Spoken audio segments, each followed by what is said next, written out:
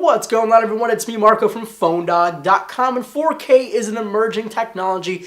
Basically, the 4 in 2014 basically stands for 4K. Well, in the tech community anyway. At CES this year, we saw 4K everything, 4K tablets, 4K TVs, but we don't have anything in our pockets that can shoot 4K, but that's actually false because there's two phones right now that can shoot this legendary 4K resolution. Now 4K, you might be thinking it's 4000 by 2000, but it's actually 3840 by 2160 in actual resolution, which is a huge number of resolution, and that looks amazing. So what you're about to see will make this intro being shot at 1080p look basically garbage compared to the 4K resolution of these two phones. And the phones in question is the Samsung Galaxy Note 3 with its 13 megapixel camera and 4K video resolution on the recording, and the brand new LG G Flex 13 megapixel camera, 4K resolution on the video.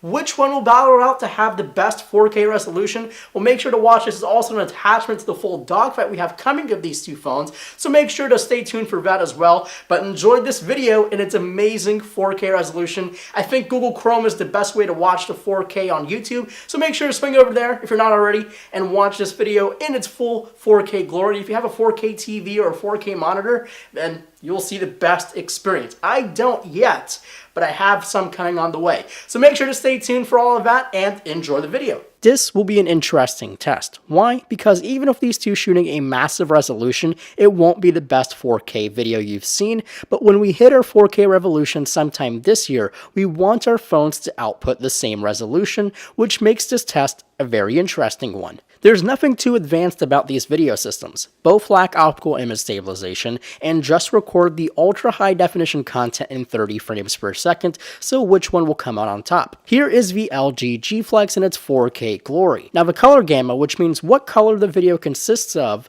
is more on the cooler side, which means you see a blue hue or a tint to the video. The detail, while in close focusing range, is fine, but if you focus on some of the branches far away, you do see a heavy amount of moire and aliasing. Not a huge amount like you see on large sensor DSLRs, but enough to almost ruin a video. Now, two things I'm noticing with the LG G Flex is one, the way too overexposed shot here. In bright conditions, it has a really hard time sorting out dynamic range, so it overexposes the whole shot. And secondly is the tremendously slow autofocusing system. There is no touch to focus on the video. I'll say that again. There is no touch to focus on the video, and it takes a good 5 to 10 seconds for the LG G Flex to realize what to focus on. More troubling when you're focusing on a macro shot or something really small. Now, switching over to the Samsung Galaxy Note 3, first off, it has way more color. Just to show you how much more color data, here's a side-by-side of the LG G Flex on the left and the Samsung Galaxy Note 3 on the right.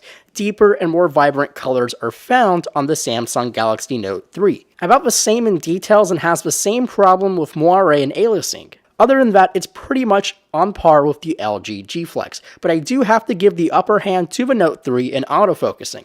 Touch to focus is great, but leaving the video to its own will and power will focus correctly about 90% of the time, and it doesn't even require you to touch the screen. So the verdict is these two will not give you the best picture, but an easy way to transition into 4K video, so the Note 3 and the LG G Flex will be the solution if you just want to get out to 4K. But if you just want the best point-and-shoot 4K video camera, it's the Note 3 hands down. So make sure to let me know what you think about 4K and whether it's worth it or not. Send your tweets to @PhoneDog_Marco, and while you're there, give me a follow. But for now, my name is Marco Hanna from PhoneDog.com. See you next time, and thanks for watching.